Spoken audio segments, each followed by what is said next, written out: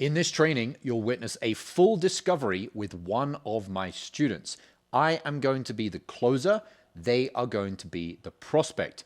You'll experience the sales method that allowed me to earn over $100,000 per month in commissions. So you can identify the things that you are missing in your sales calls that is keeping you from earning more money in sales. So without any further ado, let's crack in. All right, Lee. So in your opinion, what is the biggest challenge you're having getting clients from short form content right now? Yeah, good question. The biggest challenge right now is definitely consistency with leads. It's just a bit, I suppose, up and down.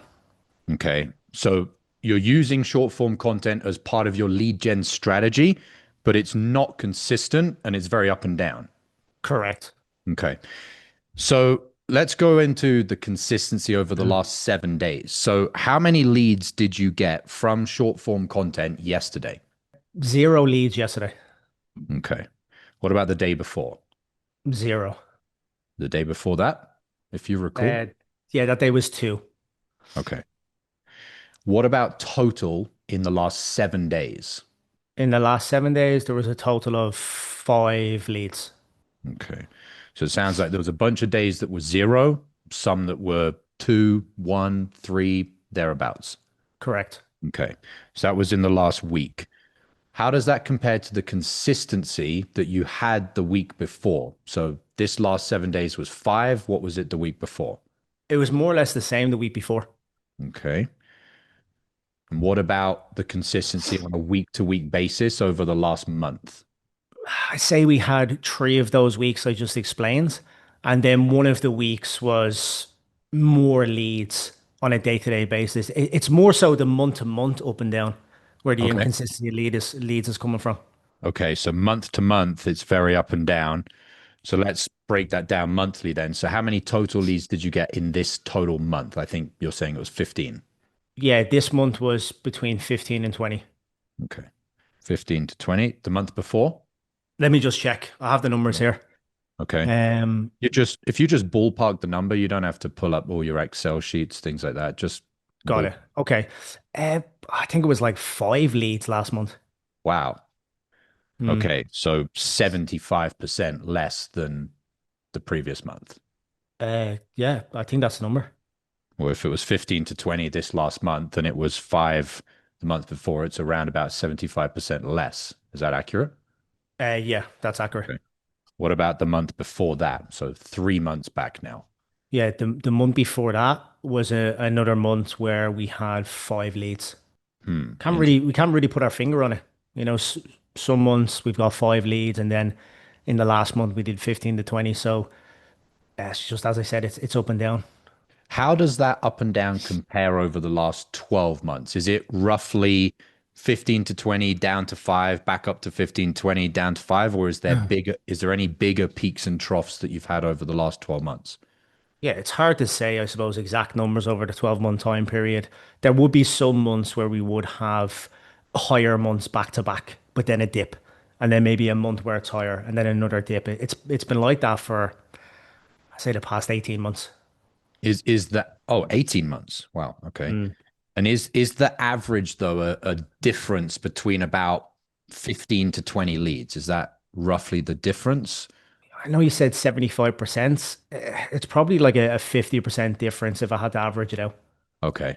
So some months it's 75%, some it's maybe 25%, but on average, your lead generation from getting clients from short form is going up and down by 50%, basically month to month if we averaged it out. Yeah. Okay. Let's then get into the numbers of that. So when you get a lead, I know you might have different price points, but if you were to say the average sale, what is one of those leads worth to you? Yeah, the average order value is roughly about 2.5K. We've got some price points at 1,500. We've got some at 4K, but on average about 2.5. Got it. So 2,500. And if your average leads are going up and down by, I mean, you gave some examples of 75%, but now we're saying more 50%. Sounds like the difference in the leads is somewhere around about 10 per month if we were to just average it out. Does that sound about accurate? Yeah, that sounds about right. So your business month to month has a inconsistency of about $25,000 per month. 10. Yeah, we wouldn't close all the leads though. Like we wouldn't have Sure. a 100% close rate. So No. if we close all of them, yeah. But whether you get the lead or whether you don't get the lead, the close rate percentage is going to be the same. In other words, that variable is not what we're looking at. We're looking at just changing the lead flow. Does that make sense?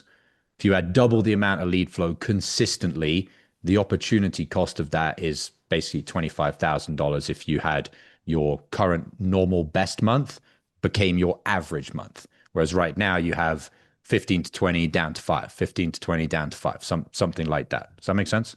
Yeah, that makes total sense. Okay. Lost opportunity would definitely, yeah, would be those numbers. Okay. You mentioned close rate percentage. We will get into that, so we may as well do that now. Hmm. What is the quality of these leads? And by quality, I specifically mean the 15 to 20 leads that you get some months, the 5 that you get other months. What is the current average close rate on those leads? I'm not doing the sales calls, but I think the last time checking with the sales team, it was 30%.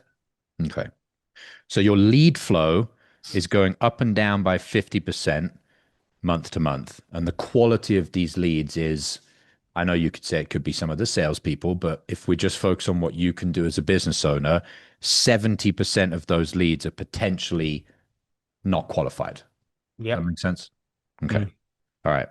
So, as far as running a business, these are really like the two most important numbers: opportunity and closing that opportunity. So, what impact is it having on the business, given the fact that this is your challenge with getting enough consistent qualified leads on a month to month basis? What impact is that having on the business? Well, I will say it's not just down the finances with the lead. Oh, you cut out. Not sure what happened there. We're back. I didn't run away. No worries. You were Awesome. you were Yeah, mentioning so something about it's not something, but then you cut out. yeah. So it's not down to them not being financially qualified, albeit some of the people on the calls don't have the finances, but we're also attracting some of the wrong fits to the calls as well from the content Okay, we're putting out. So it's kind of a mix between those. So you just wanted to clarify that. But in terms of, I think I got your question in respect to like the impact that all of this is currently having on the business. Is that correct? correct. Yeah, we're just not we're not growing at the rate that we want to grow at. Like we're making decent money, but we're just not growing and generating more revenue. The revenue is decent, but it can always be better. So it sounds like even though the revenue's decent, it's not changing, it's not improving, it's not growing because of the inconsistency in your lead flow, but also the inconsistency in getting the wrong fit for a lot of the leads that you are generating. Is that accurate? Yeah, that's accurate. Okay. Why do you think it is that this is the result that you're getting with your short form content? I'm not really sure. I suppose that's why I'm on the call. We've been posting content, we've been trying different things, but I don't know. It hasn't been working. So I just thought maybe now's a time to get some help potentially. Okay. Let's get into what you are doing in regards to posting. So, how many videos did you post yesterday? One video yesterday. Okay. How does that compare to an average day over the last week? Is that the same? Is that more than? Did you have days where you didn't post? Yeah, probably posting every 2 to 3 days. Interesting. When you hear that you're struggling with inconsistency in your business and potentially attracting the wrong fit of people, how do you feel when you hear yourself saying that you're sometimes not posting for 2 or 3 days? Yeah, I suppose sometimes you just get a bit disheartened because you're creating the content, you're putting time into it, you're posting it, and it's just not getting the results that you want. So like it was more than that like a year ago, but then over time, I guess just became a bit disheartened with it. And we're posting once every 2 to 3 days for the past, say, 6 months. And like even that's not had like a significant change in the lead flow. But again, like it's not really made anything significantly better. Maybe I misunderstood. Let me check I understood. You said in the past you were posting more consistently. You then got disheartened with the results. And so you've now started posting less. Is that what I heard you say? Correct. And then even with posting less as a business, we've not seen a huge difference in the drop of inconsistency with leads. As I said, it's been kind of the same for the past 18 months. So it tells me that obviously it's the quality of the content that we're potentially putting out there. It's just not landing with the audience. Okay, so if I'm understanding you correctly, you feel that the only variable to getting better consistency is the quality of the content. It doesn't matter how often you're posting. Is that your opinion? Kind of 50-50. I do think 50-50. quantity is obviously important, but because we haven't cracked the code on the quality of the content that we're putting out in terms of the hooks, keeping people engaged from start of video till end, we haven't cracked that code yet. So like, yeah, like ideal world, hypothetically, we had that cracked, posting every single day. I'm sure that would make a difference with the up and down motion of the leads. Hmm. Interesting that you mentioned 50-50 in regards to 50-50. This could be having an impact. It could be not having an impact. The exact same ratio of inconsistency that you're experiencing, 50-50. It's interesting. And How do you feel about that? I've never looked at it that way before. That's an interesting perspective. Because basically what you're saying is it could be, it could not be, which is basically the same as we could get leads today, we could not get leads today. As opposed to, I'm going to do everything in my power as a business owner, creating short form content to have 100% hit rate that I've done everything I can to get leads. Does that make sense? Yeah, 100%. Totally get Okay. it. I suppose you only know what you know, right? So like if we're Right. able to crack the code with the quality of the content, would we and I be open to posting more? 100%. As I said, I've just been disheartened because we haven't been getting the results that we're looking for. Okay. Why do you think you've not been getting the results you've been looking for in regards to you being the one at the helm of creating the short form content? Why do I think the results aren't working from what we're doing? Hmm. I think it could be down to the hooks that we're using. As I mentioned, in terms of like keeping people engaged. If we look at any of the analytics, most of our audience are not staying till the end of the video and they're actually, I don't know, I'm assuming getting bored and then leaving after 15 seconds. So again, And quality of why do you what content. that makes sense. Why do you feel you're struggling with the hooks and with the engagement and with people staying? I don't know. We've just been testing different things. I'm not really sure. That's why I feel like getting And some where help. and where are you getting those test ideas from? Just different people online, like Devin, for example, puts out content, try to implement it, doesn't always land. I suppose just free content, I guess you can say. Okay, so you're trying a bunch of different people's different things that you're trying to piecemeal together from free content. Do you have any type of strategy or plan or training or experience in this? Only a little. Like we did invest in help a good few months ago, but we were a bit disappointed with that. It was more so like a do-it-yourself kind of model. It wasn't really what we were looking for. When you say it wasn't what you were looking for, what were you looking for? More hands-on, like someone to actually give Okay. us feedback rather than here's a course, go off, do it yourself kind of thing. We've tried that and it didn't work. I think we need some more on-hand support and a bigger feedback loop. And so, did you know that it was going to be more do it yourself when you engaged in that service?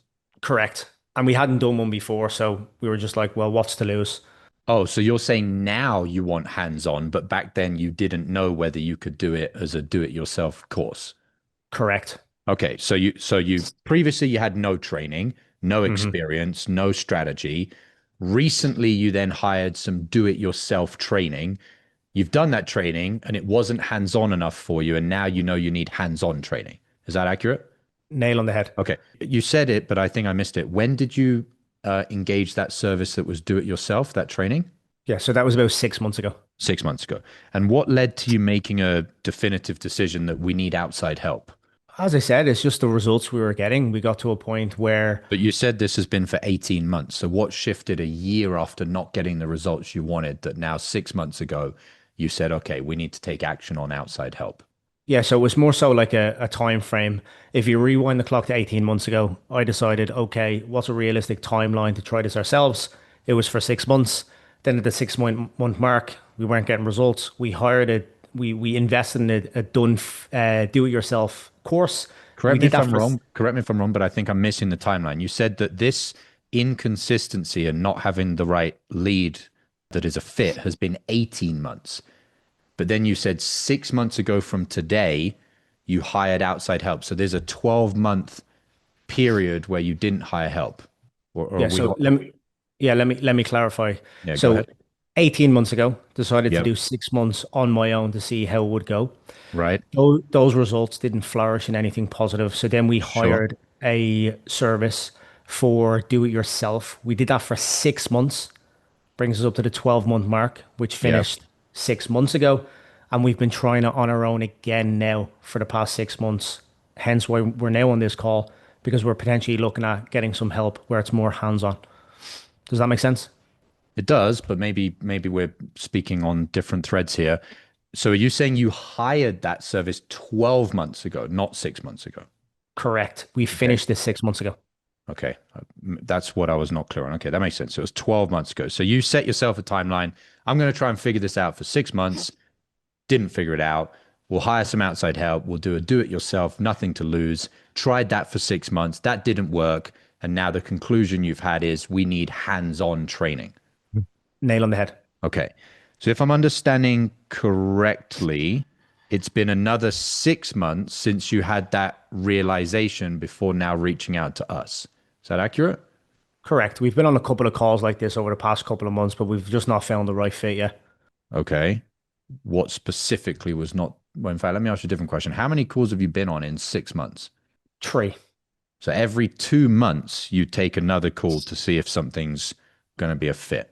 Correct. Any particular reason it's taking you 2 months to find another potential opportunity that you want to explore? Just with the research that we've done, we've not found like, 50 candidates that we feel are worthwhile to find out more information from. So there was a pick of like five. The first three, we just didn't really connect with them. Again, they didn't have the on-hand support that we're kind of looking for, which is why we didn't move forward. And then one of the other ones was just like way out of price range at the time. Okay, interesting. What I also want to get into is what is the business setup in regards to, is this a sole business for you? Do you have business partners? How does this fit into your kind of entrepreneurial journey, should we say? Yeah, so I'm the only business owner. I'm sole owner of everything. Okay, so you're the only business owner. And so for 18 months, you've had inconsistency in the business. It's been going up Mhm. and down by $25,000 thereabouts.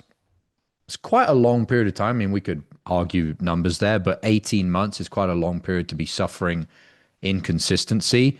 You had that disheartened phase. You've been trying a few different things every couple months. Is this having an impact on you? Like, forget business, but just you having a lifestyle and an income that's so inconsistent. Yeah, for sure. I'm just not able to do the things that I want to do, which is why I set Okay. up a business in the first place. What specific things can't you do because of the inconsistency? I want to have more money to travel more. So I want to be able, have you not done that in the last 18 months no, at all? nope. Okay. What else have you not done in the last 18 months because of the inconsistency? Even having the ability to have free time to spend with my partner, because I've just been so hands-on in the business, doing a lot of the grunt work here. It's not growing at the rate that we wanted to. I've not been able to spend as much time as I would want in my personal life with people. Outside of that, we want to move into a new home, and that's not happened yet. It's obviously in the timeline. It will happen, but Will it happen if the business stays inconsistent? yeah, like there's still profit in the business per month. But that being said, it would obviously take a lot longer than I would like it to take. It's your life. You do what you want. Everyone has different values, but would you actually make the move to a new house and the expenses of that if you know that your income is inconsistent? It would obviously add a lot of pressure, but I don't think we would actually be in a position to be able to move to the house that we want to move to because the business is not in a place that I thought it would be in 18 months ago. So you'd basically either not move or you'd be settling for the type of place that you moved to, which wasn't really what you wanted to move to. Yeah, I guess you could put it like that. Okay. And This partner that you've been with, has she experienced the inconsistency for the last 18 months alongside you? Experience it in what way exactly? I don't know. Like, has it affected her? Well, like sometimes guys just lie about it and they just get a bunch of credit cards and make your partner feel like everything's fine. And some guys can't cover it up or they choose not to cover it up. So I'm just curious, Mhm. has she experienced that it's been so inconsistent for the last 18 months, like you know it has been? Well, I haven't got to the point yet of hiding credit cards, thank God. But you know what they say, happy wife, happy life. And she does want to move into our dream home as So soon as how, so possible. how, because you said that phrase, which is interesting, you brought it up. How happy is your wife right now with you having the inconsistency in your business and your income? That's a good question. I'm not sure exactly if I had to guess. Like she hasn't really expressed huge frustration with the current situation. She knows I'm trying my best. I'm trying to fix things. But at the same time, as I said, with us wanting to do things in the future, travel more, move into our dream home, those timelines are going to be longer than what I would want and also what she would want if the up and down and inconsistency was to continue moving forward in the business. How much longer? If everything stayed the same, Yeah. we've got obviously savings put away there for a deposit. If I had the ballpark, if let's say everything stayed the exact same month to month, I don't know, it would take us two more years to get the deposit moving to our house. How long have you been with this partner? 8 years. Okay, so 25% of your entire relationship, she'd be waiting. Plus, if we add on the additional 18 months that it's already been, which now brings it to 3.5 years, which is nearly four. If you'd have actually got this handled 18 months ago, the difference between you having handled it then and you not getting it handled would be 3.5 years, so close to four. Half of the entire time that you've been in that relationship is how long you'll force that partner to wait because you haven't actually got this handled. Does that make sense? Uh, yeah, I've never looked at it that way before. Now you are looking at it that way. What's coming up for you? How do you feel? A bit annoyed and frustrated, I guess you could say. With what? The fact that we've not achieved the things in the business, me personally, that I had wanted to achieve 18 months ago. Just to be clear, who's we? Well, I was just going to go on and speak about my partner as well, but more specifically, me in the business having not achieved the things that I thought I would have achieved 18 months ago. And then also the fact that, when you break it down like that, it's not just an extra 2 years, it's including the time that we have not been able to solve this for the past 18 months. Hmm. And then obviously the situation with my partner, as I said, she's not really communicating any sort of frustration right now. However, I know how important it is for her and us and our future family to be able to move into this home. That obviously it would make everyone a lot happier if we were able to, shorten that time frame by 50%. Right. Okay. The other thing is you mentioned travel and you mentioned that you haven't been able to do that. How important is travel for you in regards to you said why you got into business? Is that a big thing for you? Is that, oh, it's just a nice to have, or is that actually affecting you that you haven't been able to travel? Yeah, well, one of the reasons why we decided to build an online, or I decided to build an online business was Just for a for secondly, is there any freedom. particular reason that you keep swinging it back to we? You've done that twice. I'm just curious. Is there any reason for that? No reason. I mean, do you view it in your mind that your wife is responsible for the income that you're generating and being able to take her on holiday, being able to get the house? Do you view it as a partnership in regards to she has inputs that are generating the outputs, or is this your responsibility and you're the one that is making this happen or not? I'm just curious how you see things. Yeah, no, it's definitely my responsibility as man of the household to make sure that things get taken care of. Does she have any input in regards to getting this solved? Well, like we do counsel and like discuss big decisions like this, but at the end of the day, as I said, it's my responsibility to take care of the household and the family, and it is my business. So she wouldn't be involved in any decision in respect to what we're speaking about here on this call today. So when you say you discuss big decisions, did you discuss the previous three, I think it was three people that you spoke to try and get this solved with your partner? She knew I was going on the calls, but that's really about it.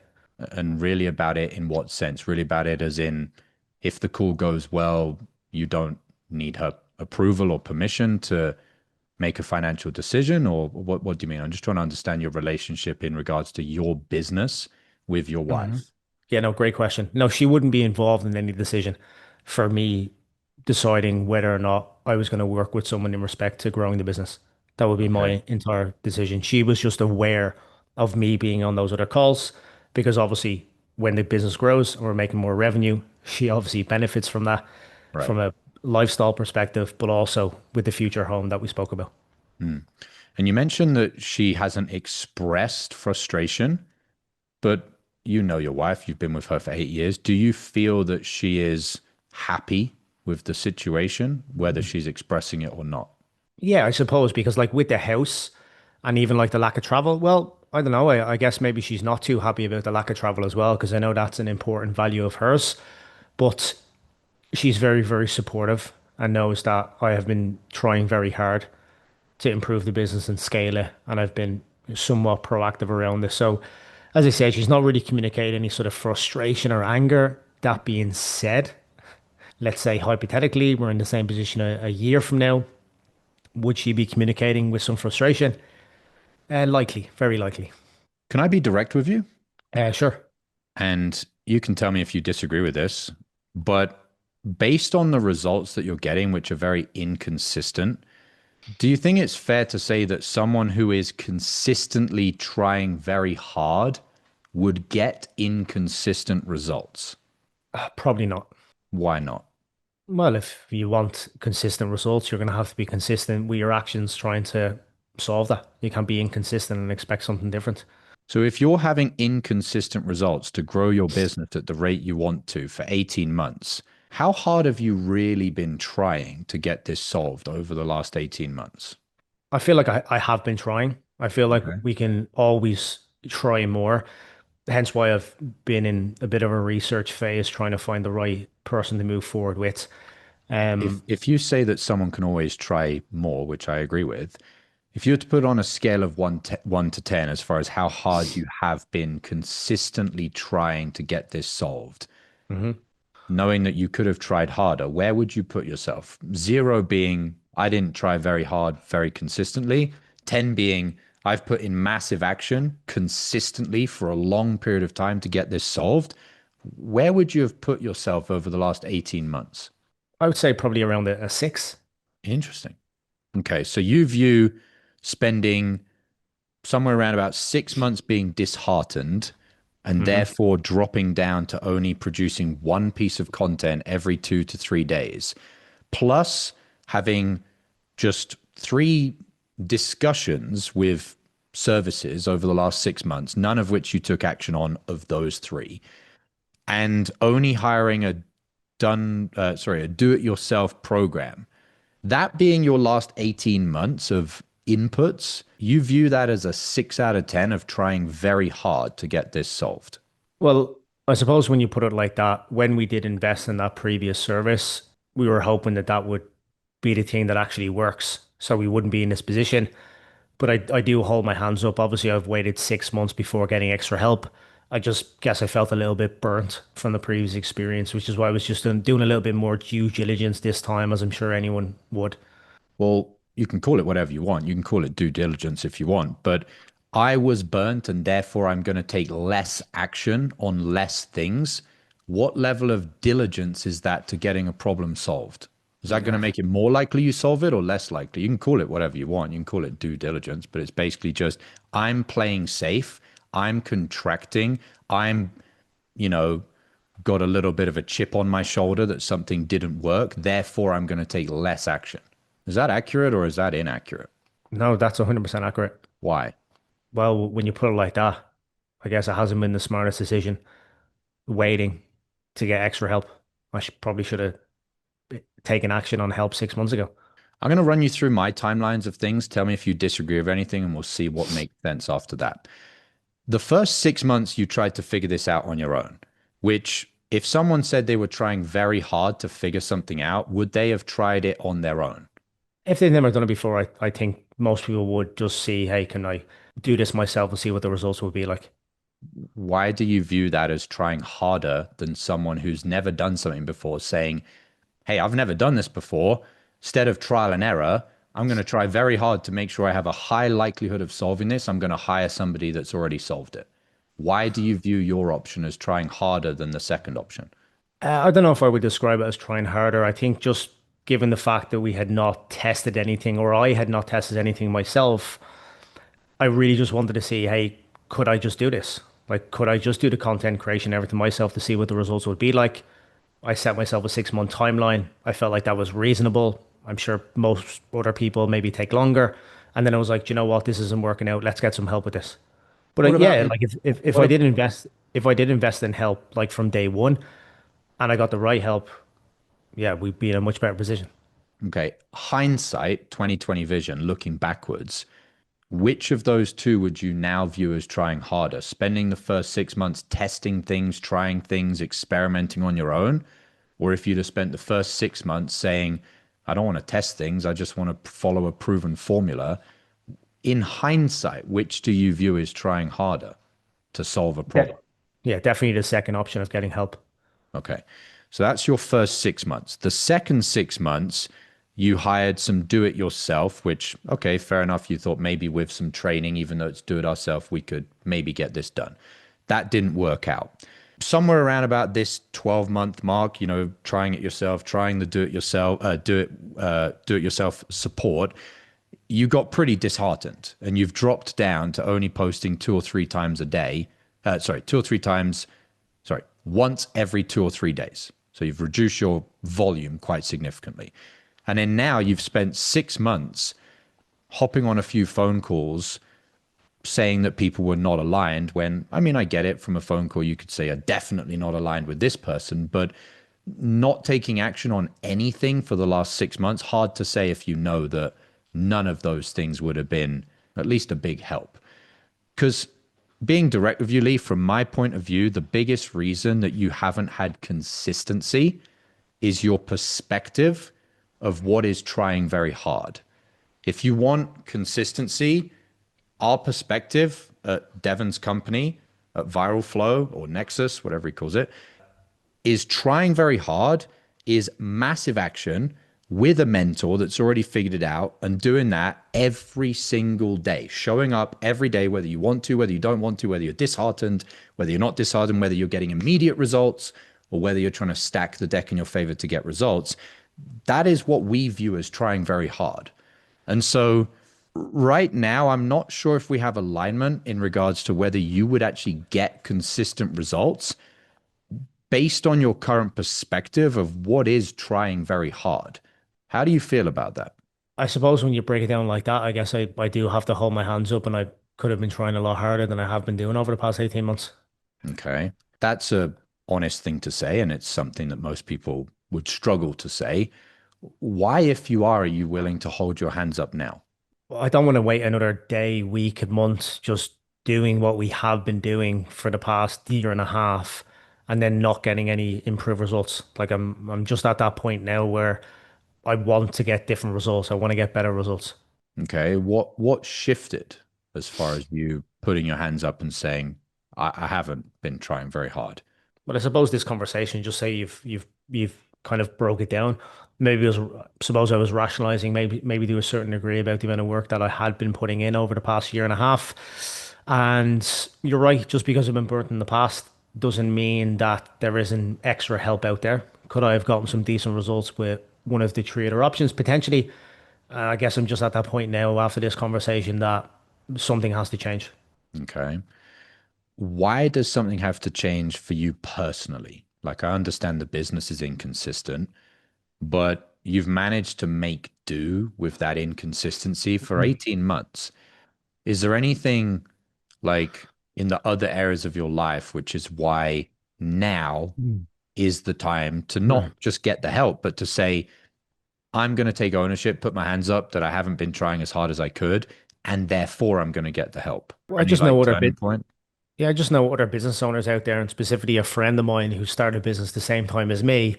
And if I'm being really honest, man to man, his revenue is double where we're at right now, and that pisses me off, to be honest. How consistent do you think his lead gen is as far as getting people that are a fit and people that are consistently the same number of leads per day? Yeah, it's a lot better than ours or mine. How hard do you think he's been trying for the last 18 months? Yeah, he's currently in a he's actually in Devon's mastermind. He's worked with Devon previously, but I only found that out recently. I was like, kind of kept that to yourself. So we just had a conversation about this about a month ago. Okay, so you had a conversation a month ago. hmm It took you a month to book in a call. We were just so busy with getting the house sorted, the future home and stuff that just took up so much bandwidth over the past month, plus some other stuff inside the business. What exactly were you getting planned for the future home that you said you wouldn't be moving into for another 2 years if nothing changes? What were you doing? So we had to go on look at a couple of houses, and they were only available, and we were only available together, myself and the partner, in the past month at certain times. So that just took up a lot of time and bandwidth. I Can think it you was maybe can you 3 weeks ago. can you explain why you were looking at houses that you said you wouldn't be moving into for another 2 years, and that activity took you away from taking the action that you needed to take to actually have the consistency to be able to get into the house sooner? Why were you looking at houses? Yeah, so if everything stays the same as right now, it would take 2 years. But obviously, being on this call, looking for help, I don't want it to take that long. Like, we want to move into that house within the next 6 months. So that's why we were going out looking at houses. So you're saying that you went to look for the house because you were absolutely certain that you're going to hire outside help right now and try much, much harder to get this solved so that that does become a reality. You're kind of manifesting it, should we say? 100%. Interesting. Was there something that shifted to you taking that very decisive action to go and look at that house and then commit that you're going to hire outside help? Maybe it was just off the conversation with a buddy of mine. I think it was Okay. maybe like 3 weeks ago. But yeah, as I said, I was just talking to him. It was just pissed me off hearing his numbers, to be honest, because like we both got into business at the same time. He's doing double the revenue that we're doing, What's and his revenue his revenue is per month? 60K a month. 60K a month. So he's making $30,000 more than you. So he made $360,000 more in the last 12 months, plus 180, 400, 540. So he made $540,000 more than you in the last 18 months because he's been trying very hard and hired Devon. Correct. How much is the house that you want? When you put it like that, we'd probably be able to pay for the house in cash. When you hear that, how does that make you feel? Yeah, it's all jokes aside, it's very disappointing and annoying that I've waited this long to get the help that I need. Okay. Aside from the fact that your buddy's in the program, is there any other particular reason you want Devon's help rather than anybody else? Just the level of professionalism in terms of his content, the editing. I just don't see anyone else out there offering services like Devon where the standard is at that level. All right. I'll see if there's anything else to add in a second, but let's just summarize everything so far. And I'm going to be very blunt with you, Lee. Is that okay? Sure, sure. Okay. You've had a lot of inconsistency in your business. Inconsistency to the point where comparing it to not some hypothetical could have done this, would have done that, but what your buddy actually did, that inconsistency has cost you at least 540,000. That's the merit of that inconsistency. And the reason that you've had that inconsistency is you have had a perspective, or we could just call it telling yourself, that you have been trying very hard to get this solved.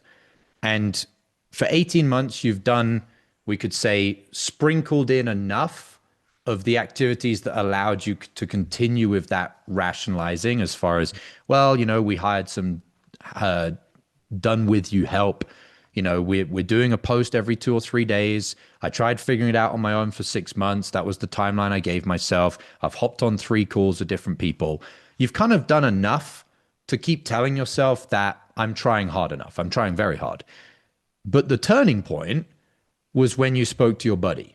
And it sounds like, and correct me if I'm wrong, that when you saw that he's made $540,000 more than you in the last 18 months, sounds like something broke as far as maybe I can't tell myself anymore that I've been trying very hard because he's a buddy of mine that started at the same time. Doesn't seem like you think he has a higher IQ than you. He just tried harder. Is that accurate as far as kind of the timeline of what's been going on? 100%. Okay. And the reason that that connected as far as breaking your previous perspective was it's important to you that you and your partner that you've been with for 8 years move into this new home as soon as possible. And if nothing changes, it's going to be at least 2 years, another 2 years, which will have been 3.5 years of no travel, most probably. And the things that need to change as far as you trying very hard are getting the outside help from someone that has got the results on the hooks, the engagement, staying power of people watching the videos, so that when you know that you've got quality content, you can then combine that with quantity of content. Is that all accurate? That is all 100% accurate, Josh. Okay. When you hear that summary and piecing it all together for you, tell me what you think about that. I think the time to do something about this is now. Like I need to do something about this right now. Because if I'm put in a position again where I have to speak to my buddy 3 months, 6 months down the line, my revenue is still the same and he's earning even more, that would just be such a kick in the teeth. Do you know how much he would have made if you waited another 18 months like you have the last 18 months? He would be a millionaire more than you. That's over $1 million more from not trying very hard to solve this. Yeah. Okay. Is there anything that we haven't covered as far as connecting all the dots here that you think I should know? No, I think you've done a very thorough job of delving into everything. Okay. So then, being honest with you again, Lee, and being direct, how many more days are you willing to not try as hard as you really need to try to fix this inconsistency in your business? Yeah, not another day. If I see that inside this program, it can help me with all the stuff that we spoke about, I'm ready to get started right away. What do you mean if you see, given that you know somebody that's in the program that's got the results you want? Is there some doubt that you have? Well, no, I just would like to see how the program's set up. But like, yeah, that's a great point. My buddy's in the program. It obviously works. He's got good work ethic. I definitely have greater work ethic than him. So yeah, I'm ready to start earning real money. Obviously, I'll take you through all the details so you know what day we do different things, and that makes total sense. But I'm curious why you said that. Like, if I feel this can get me what I need and has what I need, why did you say that? Well, just to see like how the program's set up. Like I just want to make sure that Well, it's going to just out be of curiosity, what if the program told you so that you don't lose another $540,000 not doing what your buddy did, you have to stand on your head 3 times a day? Like, does that matter? well, no, when you put it like that, it doesn't matter. So what does matter as far as you actually trying very hard? What matters? I guess you're right. Nothing really matters. I need to take action and do something about this and join the program.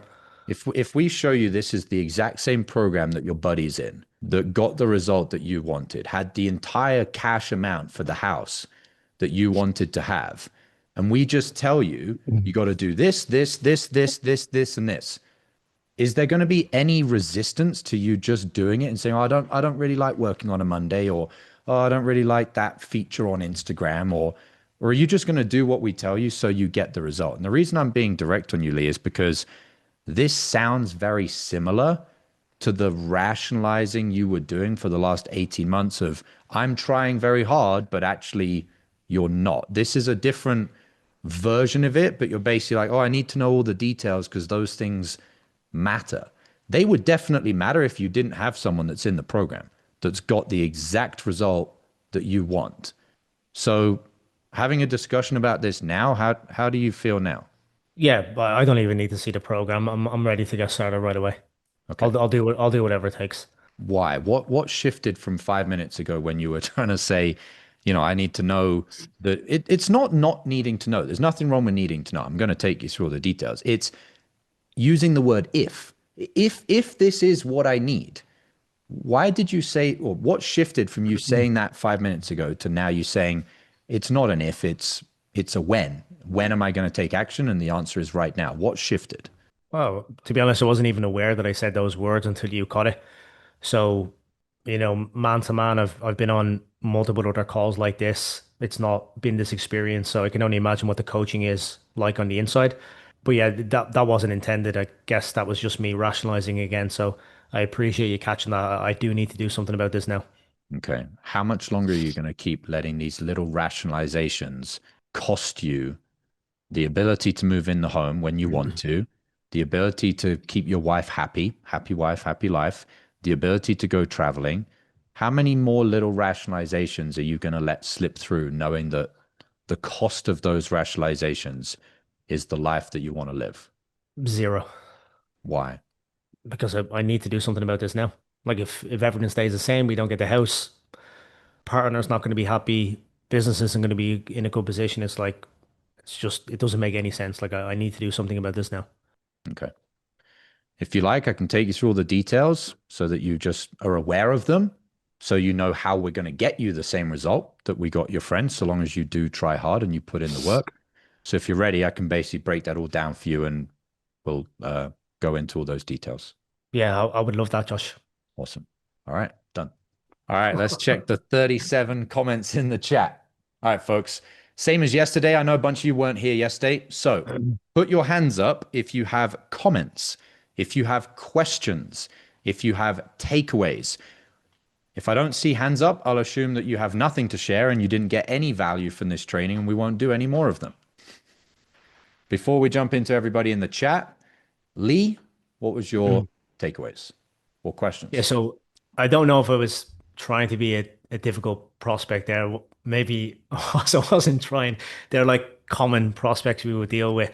But things that were very interesting was how you quantified the numbers and the opportunity cost in terms of like the leads and the 50%, rather than just going to revenue and then saying, well, if you got your offer working for your lead flow, what would you want to produce? It was a completely different angle that I've seen you do before.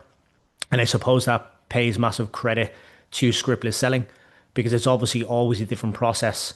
And that hit home so much when you were breaking that down around the leads, the 50%, and then quantifying it across 18 months. So that really, really stood out. And then, like, even though I wasn't intentionally saying we, you were obviously catching that in case there were any objections with the partner. Yeah. And I also forgot that I told you that my buddy was in the program, which is why I was like, if everything meets. But again, you just didn't move forward. You just paused, took your time. It didn't feel like you were trying to get to any destination in the conversation. And it didn't feel like you were following like a rigid process. And it also didn't feel like that you were trying to force the conversation in a direction or manipulate anything. Even when you were holding up the glass half empty, it felt genuine, like it was the truth of it. Because the way you were like framing it was it was just very calibrated in the way that you were presenting that information, so it's not so obvious. Beautiful takeaways. How did it feel being the prospect? I felt like you were holding me accountable, because like they're very common prospects I would get on calls. So again, that's why I'm like, is that a difficult prospect? Is it not? Like they're just common. I'm going to assume maybe that's a difficult prospect. You know, those individuals that don't necessarily have a burning problem. And it was just very interesting how you were attacking certain things that I would say and just like completely demolishing them. And again, from a prospect perspective, even though obviously we're role playing, it didn't feel like you were trying to force anything or have an agenda. You were just like being very honest and making me be honest Yeah. with myself. And I felt like that built up a lot more trust. Even at the end of the pitch, you didn't move straight in, even though my buddy had been in it. You were like, what do you mean if you see everything? If we ask you to stand in your head 3 times a week, you're gonna do it. And it's like, because like that's happened on calls before where people have been like, oh yeah, if, and then afterwards you're like, why would that even matter if you know someone that was getting a result? You're obviously just afraid of not taking action and not getting a result because you don't trust yourself. So the way you reframe that there, I was like, fuck no, Josh is actually in my corner, catch me out on that stuff. I have to do something about this now. Key wording there from Lee. Did anyone catch what he just said? Put in the chat. Very important that you understand the perspective here. Exactly. In my corner. Even though you're challenging someone doesn't mean you're in the opposite corner of them. Actually, to challenge someone in a caring way is I care about you. I'm in your corner. That's why I'm challenging you. Such a massive perspective shift. We often think if someone's challenging you, I'm against them. The irony is, if you're not holding someone to their words, to the truth, to what really matters, you're not in their corner. You're in your corner trying to get your commission, and that will not get you a commission. All right, let's jump into everybody else, starting with. Hey guys, Brother. how are you guys? Excellent. I really love the fact that you were clarifying everything in the beginning of the data gathering. You were just clarifying. Also, what I wrote down is beware of the slippery fish trying to slip away, which is like you were constantly, which is a big reminder for me, right? You were constantly tying Lee down on everything he said. Every little thing that he could slip away, you were like tying him down on, you know? And my last takeaway, which was like another revelation for me, if I look back at yesterday, was your summary, Josh, was so clear. So much clarity before you got into the how much longer question was like a ton of clarity on the front of the on the summary, which for me was like you have to have the complete story, the complete picture, and be very clear on the summary. So that's what's going on and why is it going on? You need both of those. What's going on? Inconsistency, $25,000 discrepancy per month, times that by 18 months, all of that. But you're not going to make a sale by just showing someone that, guys. It's why is that going on? Well, you know, I'm trying really hard. Are you? I mean, you spoke to 3 people in 6 months. You didn't do anything for 6 months. You tried to do it all on your own for 6 months.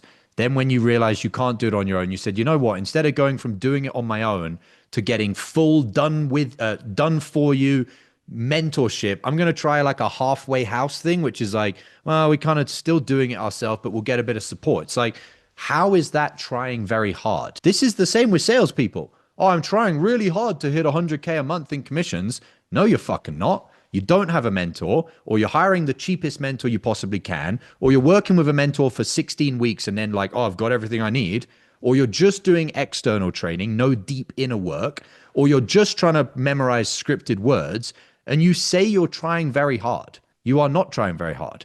And the worst bit is not that they're trying very hard, and I'm glad that we got to see this with Lee's example. If you ask them, how hard are you trying? They'll say a 6 out of 10.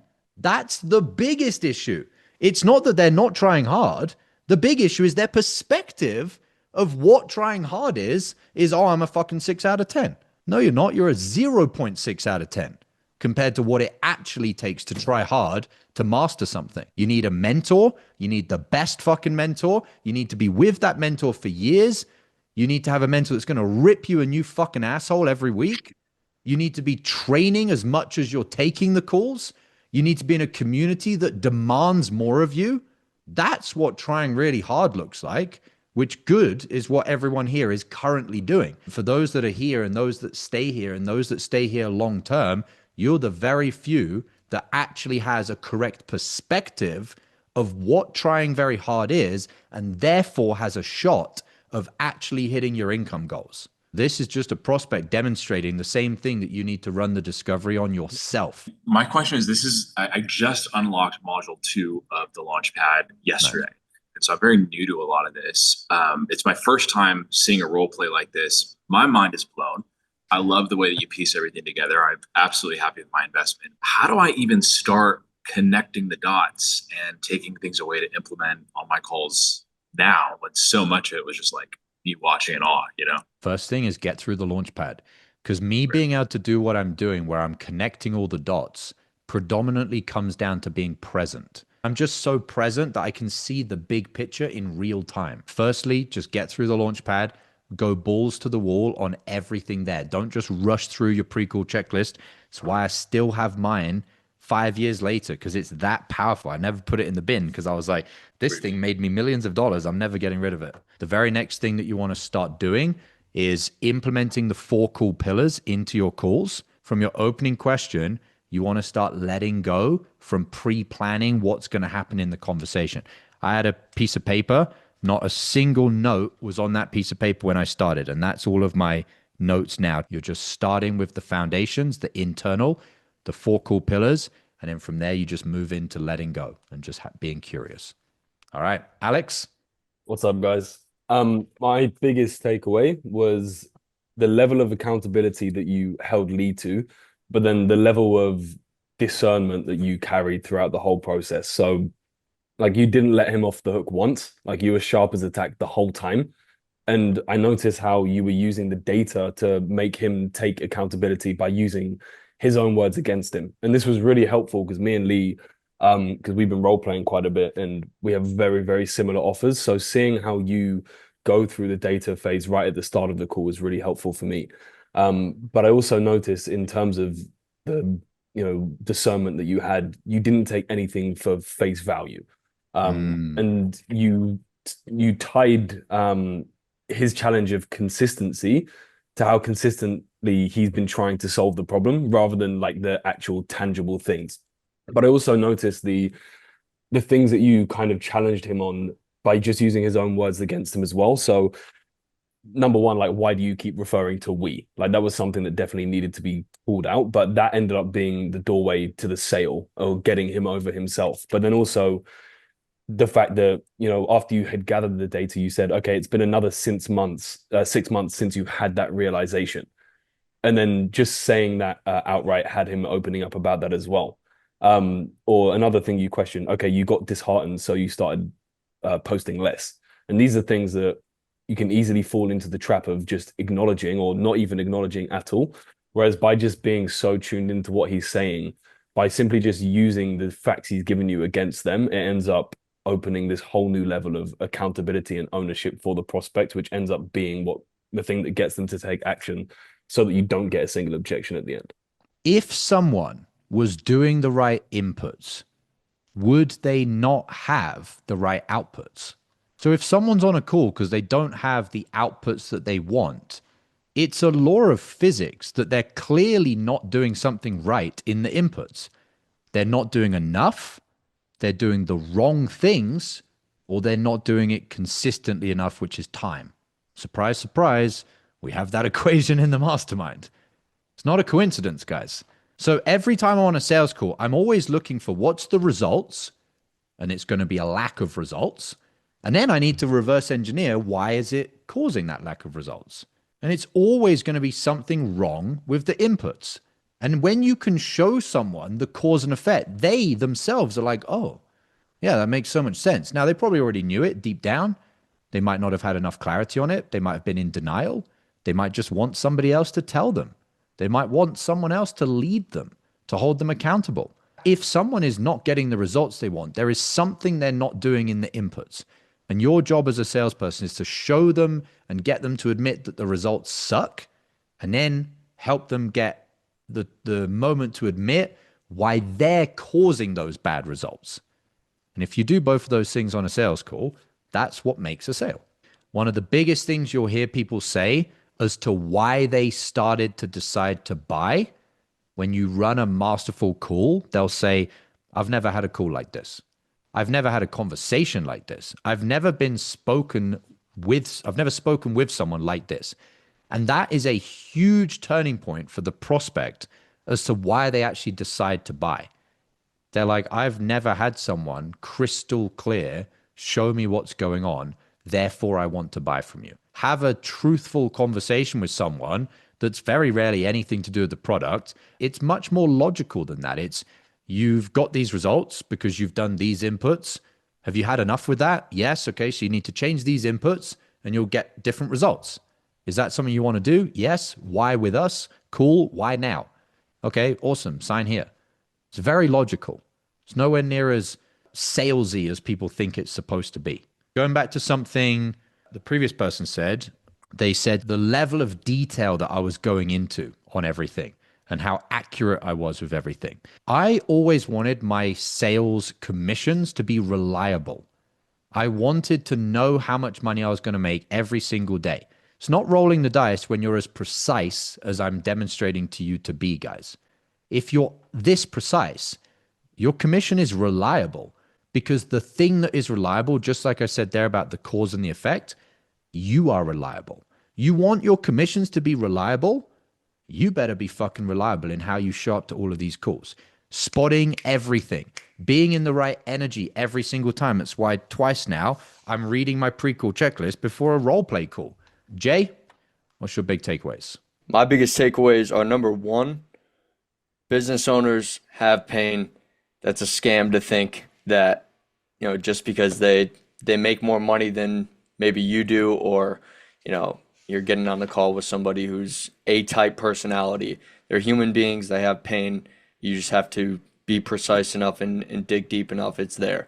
And what I got from this as well is, like, I can remember multiple periods in my life where I was just sharp as a tack, like very on the ball. And as I'm watching this role play, I'm like, obviously you're better than any salesperson I've ever seen. But at the same time, I'm like, that is so, I can see myself getting to that point. Yep. Like, I've been in these, I guess, energy spaces where I just have access to that information. I can recall that.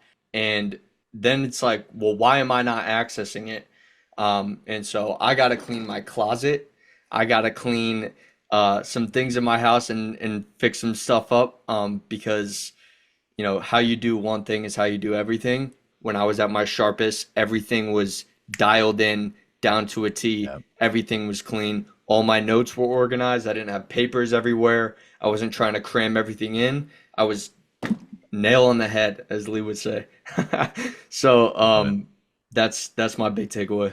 Memory recall is such a massive thing because it's not the same as just having a bunch of facts in your head. Recall is about how quickly can you grab that piece of information from your brain and then put it back out. And that all comes down to the stuff in the launchpad. If you sleep like shit, guys, you will not be able to be sharp.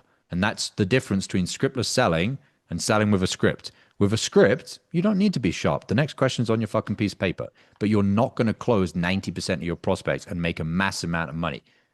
If you want to close 90% and make a massive amount of money, you need a different methodology.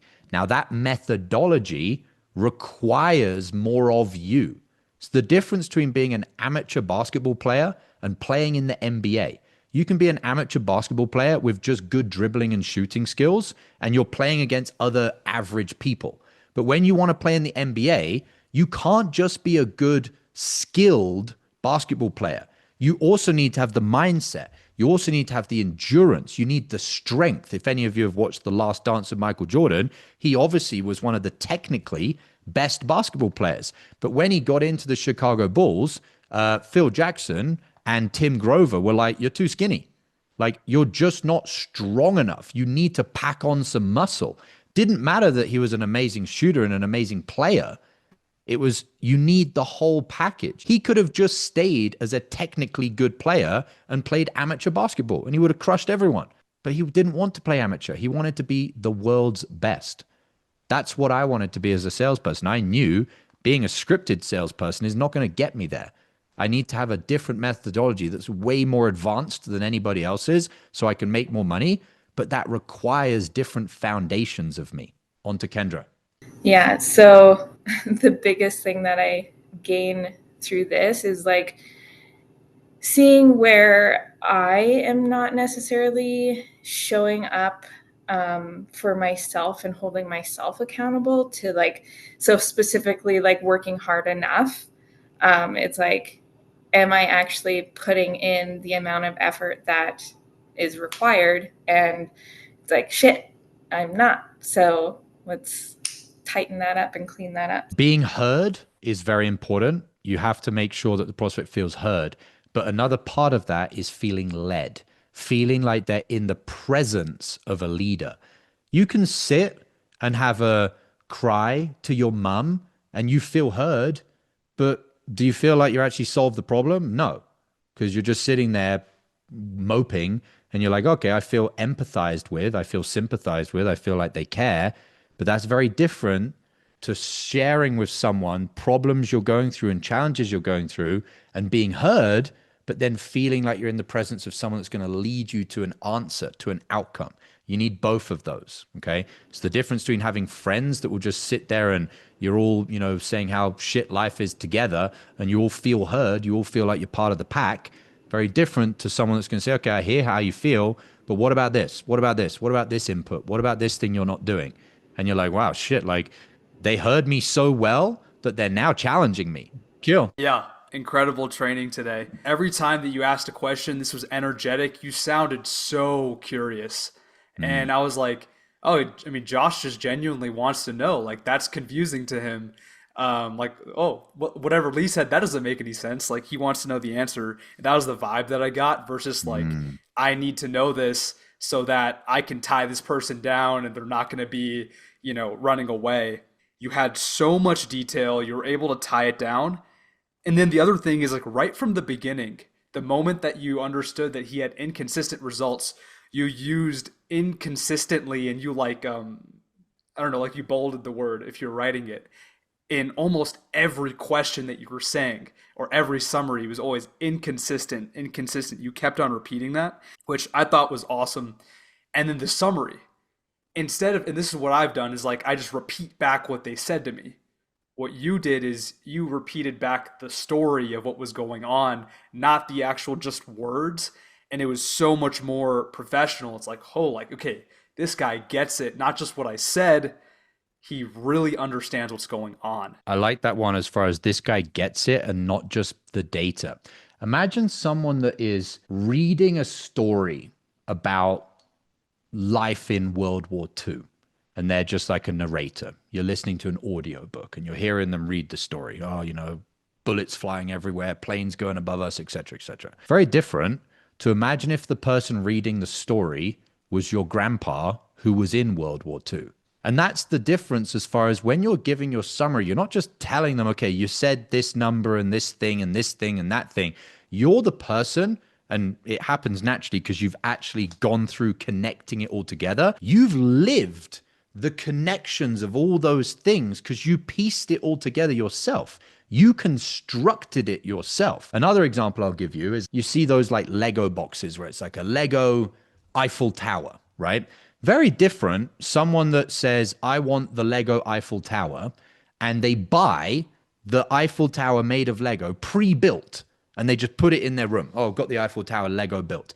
Very different to someone that says, I'm going to buy the box set with all the pieces and build the Eiffel Tower and go, look at my Eiffel Tower.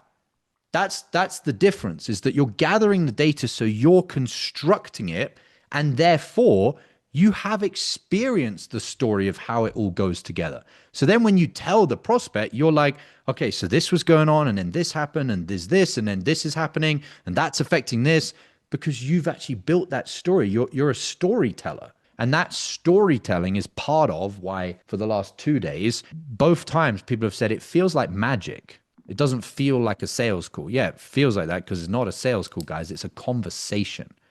They're telling me their side of the situation. I'm hearing, I'm experiencing, wow, that happened, and then this happened. And I'm now telling back the story of what's been going on. Lee, did you want to add anything else? So we talk about this being a skill that becomes intuitive and a reflex. It becomes who you are, unconscious competence. I'm curious, as you're going through that discovery, what is going through your mind? I have a blank canvas, and I just want to understand you. I want to know who you are. I want to know what's going on in your life. The only thing going through my mind is just this blank piece of paper in front of me and just trying to understand your story. All that's going through my mind is I'm just empty mind, asking you questions, and all I care about is you. You're gathering all the data so you can fully understand their situation and go like broad picture to high resolution like you talk about, because that's what it felt like. It was just like you were just on the ball so much and you got so much information, but like the high quality information that we needed in the conversation, and just covered all points. So yeah, I appreciate being the prospect and you tying me up in a red bow and put me under the Christmas tree.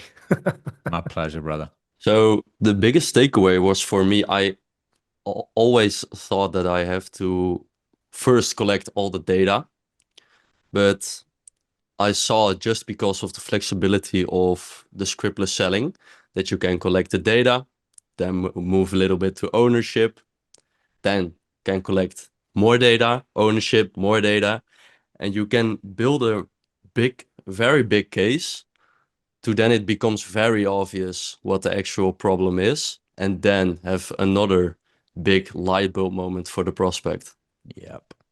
Anybody know or anybody experienced watching a painter, and specifically watching the difference between an amateur painter and a professional painter? Put in the chat if any of you know what the difference is as far as their process. Okay, so this is the painting, this is the canvas. Okay, this is the amateur painter, and this is the professional painter. Okay, both painters are painting the same scene. Down here we have the sea, and up here we have the sky. If you watch an amateur painter, this is how they paint.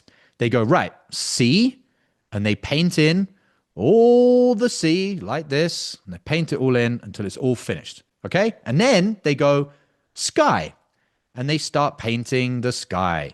And it's a two-step process like that, and they'll do all the sea, and then they'll do all the sky, and that's the painting. A professional painter, they will go, all right, bit of sea, and then they'll go, all right, I'll do a bit of sky up here.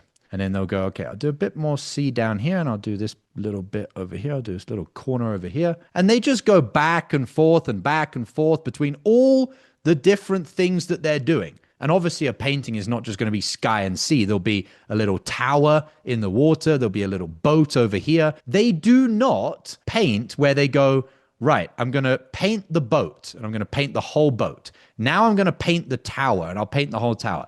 Now I'll do the sea, and I'll paint the whole sea. Now I'll do the sky. They do not paint like that, guys. They literally go, I'm going to draw the outline of the boat. In fact, I won't even finish the outline. I think I might put a bit of a tower over here. And then, you know, maybe the sea could kind of be like that. And then maybe I'll do a bit of sky up here. And then they'll come back and they'll go, actually, I don't really like that tower there.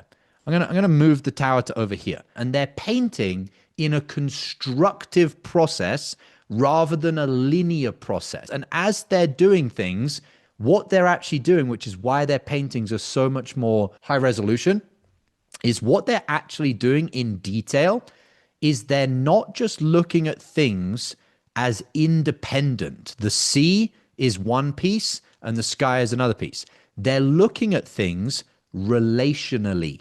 They start drawing this tower, and as they draw it, they go, well, if I have the tower over here and I've now drawn it in this dark blue, because of the location of the tower and the shading, I actually think I need to move the boat over here. So they'll move the boat. Then as they start coloring the boat, they go, okay, based on the color over here, I think there needs to be some rays of light that are coming over here. And they're literally building all of these things in relation to everything else, which is what Emil is saying is I'm gathering the data, which we could call is the sea. And as I'm gathering a piece of data, I'm going, oh, because of that data, I now can see a little bit of ownership over here. Now, as that ownership is being shaded, I've actually got a little bit more data that I need to gather over here. And then as I'm gathering that data, I'm going, oh, you know, actually, there's a piece of ownership right here that I'm going to gather. And you see how I'm just like doing all sorts of different things at the same time. And that is what allows you to create a masterpiece that is a jigsaw that's all together, as opposed to a fucking 2-year-old's drawing that is like paint by numbers. There's nothing expert about this, guys. As opposed to linear, it's being built into this pinnacle where everything is just like, wow, everything just came together at the end of it. That's the difference between scriptless selling and selling with a script. All right, folks, we have our normal Wednesday training call tomorrow, and then we have normal role plays on Friday. I'll see y'all tomorrow. Have a great rest of your day, folks. Catch up with you tomorrow.